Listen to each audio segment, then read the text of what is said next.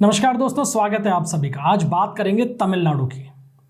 तमिलनाडु के ऊपर हमने पहले भी एक वीडियो बनाया था जिसमें आपको ये बताया था बहुत निकट का संघर्ष है। एक बार फिर हमने तमिलनाडु के एक एक इलाके को टटोलने की कोशिश की, वहाँ पे लोगों से बातचीत की और इस ग्राउंड रिपोर्ट को हमने आपके लिए तैयार किया कि दरअसल 23 तारीख को जब मतदान हुआ तो तमिलनाडु में हुआ क्या है। एक एक करके बात करते हैं।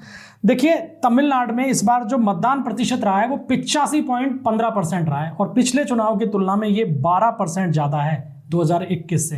तो एक तौर पे तो आप साफ तौर पे ये मान सकते हैं कि ये 12% जो वोट डला है ज़्यादा, ये किसी ना किसी के लिए एक तरफा मुकाबला बनाएगा इस चुनाव को।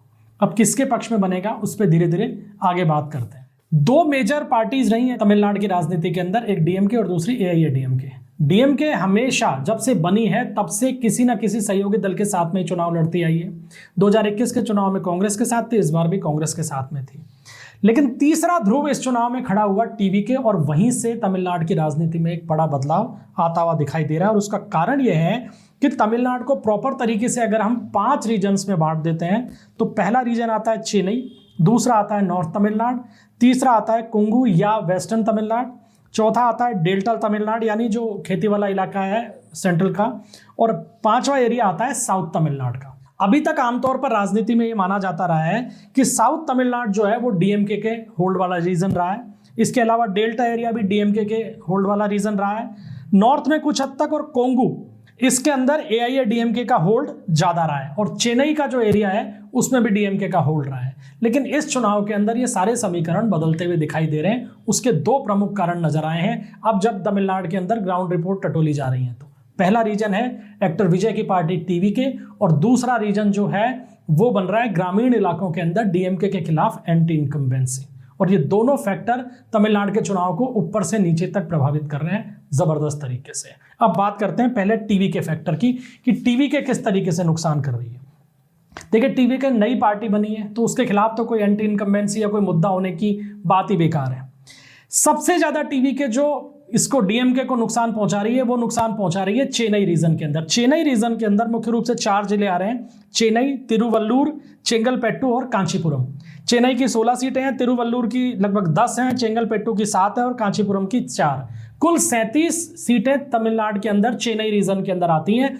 2021 के चुनाव में इन 37 में से 36 सीटों के ऊपर डीएमके जीती थी। तो आप ये समझ सकते हैं कि कितना स्ट्रांग होल्ड वाला एरिया और किस तरीके से डीएमके यहाँ डोमिनेट करती है। और क्यों करती है? क्योंकि इस इलाके के अंदर ज्यादातर शहरी मध्यम वर्ग है जो डीएमके का परंपरागत वोट बैंक रहा है तमिलनाडु की राजनीति के अंदर। अब हो क्या रहा है, इस चुनाव के अंदर एंट्री हो जाती है टीवीके की। एआईएडीएमके तो चेन्नई रीजन के अंदर डीएमके को कभी नुकसान नहीं पहुंचा पाई, लेकिन टीवीके ने इस पूरे के पूरे रीजन की राजनीति को बदल दिया है। और करीब 4 ऐसे मुद्दे हैं जिनके ऊपर डीएमके को बहुत तगड़ा डेंट टीवीके इस चुनाव के अंदर चेन्नई रीजन में देने की स्थिति में आ गई है। पहला तो यह है कि जो यूथ और फर्स्ट टाइमर वोटर है इस पूरे बेल्ट का, वो एक तरफा टीवीके के साथ में जाता जा रहा है। दूसरा, विजय ने अपने पूरी चुनावी रैलियों के अंदर करप्शन और पारिवारिक राजनीति को लेकर डीएमके को निशाने पर रखा, क्योंकि वो जानते थे कि उनका स्ट्रांग होल्ड भी चेन्नई रीजन ही बनेगा। क्योंकि फिल्म एक्टर है, चेन्नई रीजन के अंदर यूथ और जेनजी का जो माहौल है वो ज्यादा है तमिलनाडु में बनिस्बत बाकी इलाकों के। तो उन्होंने टारगेट भी इसी रीजन को किया और डीएमके को करप्शन और पारिवारिक राजनीति के मुद्दे के ऊपर घेरा और इससे वो यूथ वोट बैंक को अपनी तरफ सफलतापूर्वक जोड़ते हुए दिखाई दिए हैं। अब इसके अंदर किसी तरीके का संशय नहीं है। तीसरा, मजबूत बूथ मैनेजमेंट। इस रीजन में टीवीके पूरे तमिलनाडु के अंदर बूथ मैनेजमेंट से जूझती नजर आई है, क्योंकि उसके पास में वो संगठनात्मक आधार नहीं था जो डीएमके या अन्ना द्रमुक के पास में था। लेकिन चेन्नई रीजन के अंदर ऐसा नहीं है। और यहां उसका काम किसने किया? यहां पर बूथ मैनेजमेंट का काम किया टीवीके के लिए जो उनके फैन क्लब हैं विजय के, उन फैन क्लब्स ने अपने आप को एक तरीके से टीवीके की पॉलिटिकल विंग की तरह काम किया और पूरे के पूरे बूथ मैनेजमेंट को इस इलाके के अंदर संभाला। और इस कदर संभाला कि कहीं भी देखने में ये नहीं लगा कि ये नई पार्टी है या कुछ महीनों पहले बनी हुई पार्टी है। और जो चौथा सबसे इंपॉर्टेंट पॉइंट है वो है महिला वोटर्स का टीवीके की तरफ जाना। ये दिख रहा है साफ तौर पर कि चेन्नई रीजन के अंदर महिला वोटर्स में टीवीके ने सेंधमारी की और अच्छी खासी सेंधमारी की। और इसका कारण है जेनजी वोटर्स और यूथ वोटर्स। ये वोटर्स जो हैं ये टीवीके के साथ में एसोसिएट हो चुके हैं, और चूंकि विजय की खुद की भी जो फिल्मी छवि है बहुत एक सौम्य, सीधे साधे और समाज के लिए लड़ने वाले व्यक्ति की रही है। पहली बार राजनीति में आए हैं तो उनका बैकग्राउंड किसी तरीके से आप उस पर क्वेश्चन मार्क तो लगा नहीं सकते। इसलिए इन नए वोटर्स के, फर्स्ट टाइमर वोटर कहें या जेनजी कहें, इनके माध्यम से टीवीके महिलाओं को मोबिलाइज करने के अंदर सफल रही है, ये दिखाई भी दे रहा है। और अब ये सब मान भी रहे हैं जो चुनावी पंडित हैं कि चेन्नई रीजन के अंदर कम से कम महिलाएं बड़ी संख्या के अंदर टीवीके को वोट देती हुई नजर आई मतदान वाले दिन। तो ये 4 मुद्दे जो हैं ये मुद्दे चेन्नई के अंदर भारी पड़ रहे हैं डीएमके को। और अब ये माना जा रहा है कि इन जो 37 सीटों के ऊपर डीएमके की डोमिनेंसी थी, इसमें कम से कम आप ये मान के चलिए कि 15 सीटें डीएमके खो सकती हैं। टीवीके जीतेगी या इस नुकसान के कारण अन्ना द्रमुक के खाते में ये सीटें जाएंगी, वो बात की बात है। हालांकि सीधे तौर पर जो 10 से 15 सीटों का नुकसान हो रहा है डीएमके को, उनमें से करीब 7 से 8 सीटें ऐसी हैं जहां अन्ना द्रमुक भी जीत सकती है। अन्ना द्रमुक को फायदा होता हुआ दिखाई दे रहा है, क्योंकि एक बड़ा वोट बैंक जो है डीएमके का वो टूट के टीवीके के खाते में जा रहा है। हालांकि टीवीके खुद भी यहां पे खाता खोलती हुई दिख रही है। तो चेन्नई रीजन जो है बड़ी परेशानी डीएमके के लिए बन गया है। अब बात करते हैं दूसरे रीजन की। साउथ रीजन के अंदर कुछ सीटों के ऊपर डीएमके को नुकसान उठाना पड़ सकता है, और वहां भी टीवीके एक बड़ा फैक्टर है। अब चेन्नई रीजन के बाद में डीएमके को जो सबसे बड़ी परेशानी उठानी पड़ रही है वो डेल्टा रीजन के अंदर उठानी पड़ रही है। ये डेल्टा रीजन इस पूरे चुनाव का गेम चेंजर साबित हो सकता है दोस्तों, क्योंकि यहां पे चेन्नई की तरह बहुत जबरदस्त तरीके से नुकसान डीएमके को हो सकता है। करीब 10 से 15 सीटों का नुकसान यहां भी हो सकता है।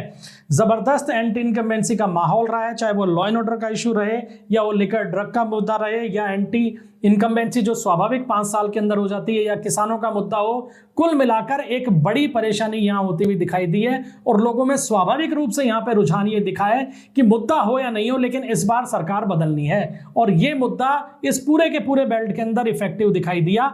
अगर ये मुद्दा वोटों में भी कन्वर्ट हुआ है तो आप ये मान लीजिए 10 से 15 सीटों का यहां भी डीएमके को बड़ा डेंट पड़ने वाला है। इसके अलावा साउथ के अंदर भी अन्ना द्रमुक सेंध लगाती दिख रही है। यानी रीजन तो देखिए, अन्ना द्रमुक का जो स्ट्रॉन्ग होल्ड है कोंगू बेल्ट, उसके अंदर अन्ना द्रमुक पूरी तरीके से छाई हुई है, एक तरफा जा रहा है ये पूरा का पूरा रीजन। वहीं डीएमके के जो स्ट्रांग होल्ड वाले एरिया हैं उन सभी जगह पे सेंधमारी हो रही है। और ये सेंधमारी कैसे हो रही है देखिए, जैसे कन्याकुमारी रीजन की बात करें, क्रिश्चियन कम्युनिटी का एरिया है, लेकिन वहां क्या हो रहा है, वहां क्रिश्चियन कम्युनिटी के वोट टूट के जा रहे हैं एक्टर विजय के साथ में। 10% के आसपास तो वहां पे वोटिंग कम हुई है इस बार। आप अंदाजा लगा सकते हैं कि अमूमन ये होता है कन्याकुमारी बेल्ट में कि जितना स्टेट के अंदर वोट परसेंटेज होता है वहां 5-7% ज्यादा होता है, लेकिन इस बार स्टेट की तुलना में स्टेट में लगभग 85% वोट डाला है, और कन्याकुमारी रीजन के अंदर वोट परसेंटेज जो है वो लगभग 75 के आसपास रहा, यानी कम हो गया है। और इसमें स्थिति क्या बन रही है कि वहां कांग्रेस का अच्छा होल्ड है, लेकिन कांग्रेस ना तो क्रिश्चियन कम्युनिटी की वोट खुद ले पा रही है और ना अलग अलग सीटों के ऊपर डीएमके को वो कन्वर्ट करा पाई है, और वो तमाम वोट जो है वो टीवीके के खाते में जाते हुए दिख रहे हैं, जिसका सीधा नुकसान डीएमके को हो रहा है और सीधा फायदा अन्ना द्रमुक उठाती हुई दिख रही है। इसके अलावा जब तमिलनाडु को छानने की कोशिश करते हैं तो एक बहुत रोचक आंकड़ा और सामने आया है दोस्तों। वो ये कहता है कि 5 साल की एंटी इनकम्बेंसी डीएमके के खिलाफ थी, तो डीएमके के खिलाफ 50 मुद्दे थे, जिसको अन्ना द्रमुक ने भी उठाया, जिसको बीजेपी ने भी उठाया। वहीं डीएमके ने क्या किया, डीएमके को चुनाव के खत्म होने तक भी अन्ना द्रमुक के खिलाफ एक भी मुद्दा नहीं मिला। उसने निशाने पे किसको लिया, बीजेपी को। किस मुद्दे पे, चाहे हिंदुत्व के मुद्दे पे, चाहे हिंदी भाषा के मुद्दे पे, चाहे परिसीमन के मुद्दे पर, चाहे महिला आरक्षण के मुद्दे पर। यानी तमिलनाडु के अंदर डीएमके ने जो भी मुद्दा उठाया चुनाव में, उनमें से एक भी मुद्दा ऐसा नहीं था जिसपे वो अन्ना द्रमुक को सीधे तौर पे कटघरे में खड़ा कर पाई हो। उसने निशाने पे लिया बीजेपी को, जबकि बीजेपी केवल 27 सीटों के ऊपर चुनाव लड़ रही है, और उन 27 सीटों पर भी बीजेपी का आधार हिंदुत्व है। और हिंदुत्व का जो वोट है बीजेपी का, वो अगर हिंदी भाषा का विरोध करोगे, सनातन का विरोध करोगे, तो टूटने से रहा। तो अन्ना द्रमुक को बिल्कुल फ्री हैंड मिला पूरे चुनाव के अंदर, और उसने अपने बेहतरीन बूथ मैनेजमेंट के दम पर अपने वोट बैंक को इंटैक्ट रखा है, बल्कि उसमें 1-2% का इजाफा किया है। और रही सही कमी जो है वो एक्टर विजय ने कर दी कि डीएमके के वोट बैंक के अंदर करीब 5 से 7% की सेंधमारी अभी तक जो दिख रही है, बल्कि ये 10% तक भी हो सकती है, बड़ी आसानी से उन्होंने लगा दी है। और इसका फायदा भी खाते में किसके जाएगा, अन्ना द्रमुक के। तो कुल मिलाकर लब्बो लुआब यही है कि तमिलनाडु के अंदर संघर्ष बड़ा रोचक हुआ है, अन्ना द्रमुक को एज है, और टीवीके सीधे तौर पर नुकसान पहुंचाती हुई दिख रही है द्रमुक को। अब ये नुकसान जितना ज्यादा हुआ है अन्ना द्रमुक को, उतना ही चुनाव के अंदर फायदा हो सकता है।